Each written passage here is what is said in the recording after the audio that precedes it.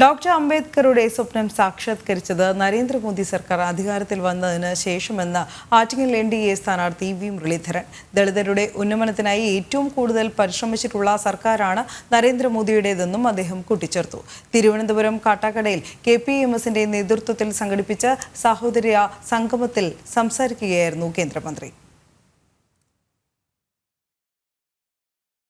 രാജ്യത്തെ അടിസ്ഥാന വർഗ ജനവിഭാഗത്തിന് മെച്ചപ്പെട്ട ജീവിതം സാധ്യമായത് നരേന്ദ്രമോദി സർക്കാർ അധികാരത്തിൽ വന്നതിനു ശേഷമാണ്.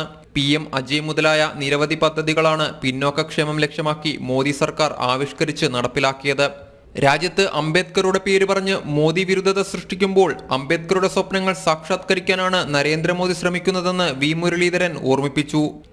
ഭാരതത്തെ സംബന്ധിച്ചിട്ടുള്ള സ്വപ്നങ്ങൾ യാഥാർത്ഥ്യമായി തുടങ്ങിയത് 2014 നരേന്ദ്രമോദി അധികാരത്തിൽ വന്നതിന് ശേഷമാണ് എന്ന് പറയാൻ എനിക്ക് ഒരു മടിയുമില്ല.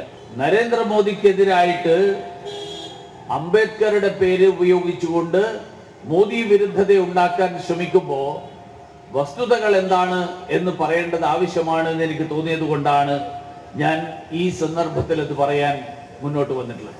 ദളിത് വിഭാഗങ്ങളുടെ ഉന്നമനത്തിന് വേണ്ടി കഴിഞ്ഞ കാല സർക്കാരുകൾ നടത്തിയിട്ടുള്ള പരിശ്രമങ്ങളുടേക്കാൾ എത്രയോ ഇരട്ടിയാണ് നരേന്ദ്രമോദി സർക്കാർ നടത്തിക്കൊണ്ടിരിക്കുന്നത്.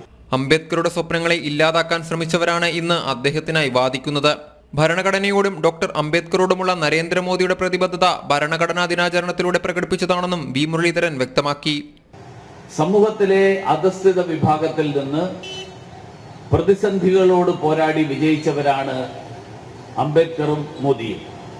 പട്ടിണിയും അടിച്ചമർത്തലുകളും രണ്ടുപേരും നേരിട്ടു. അസമത്വം ഇല്ലാതാക്കാൻ വേണ്ടിയാണ് രണ്ടുപേരും പ്രവർത്തിച്ചത്.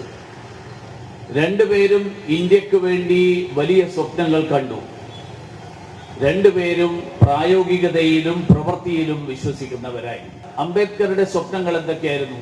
പാർശ്വവൽക്കരിക്കപ്പെട്ടവർക്ക് അവരുടെ ഉന്നമനം, എല്ലാവർക്കും അവസര സമത്വം. തുടർന്ന് വിവിധ മേഖലകളിൽ വ്യക്തിമുദ്ര പതിപ്പിച്ചവരെ ചടങ്ങിൽ ആദരിച്ചു.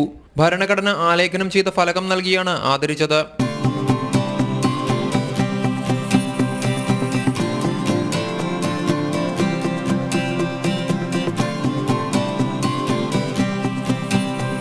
ഡോക്ടർ അംബേദ്കറുടെ ജന്മദിനമായ ഇന്നലെ തിരുവനന്തപുരം കാട്ടാക്കടയിലെ KPMSന്റെ നേതൃത്വത്തിൽ സംഘടിപ്പിച്ച സാഹോദര്യ സംഗമത്തിൽ മുഖ്യാതിഥിയായി പങ്കെടുത്ത് സംസാരിക്കുകയായിരുന്നു ആറ്റിങ്ങൽ NDA സ്ഥാനാർത്ഥി കൂടിയായ കേന്ദ്രമന്ത്രി വി മുരളീധരൻ.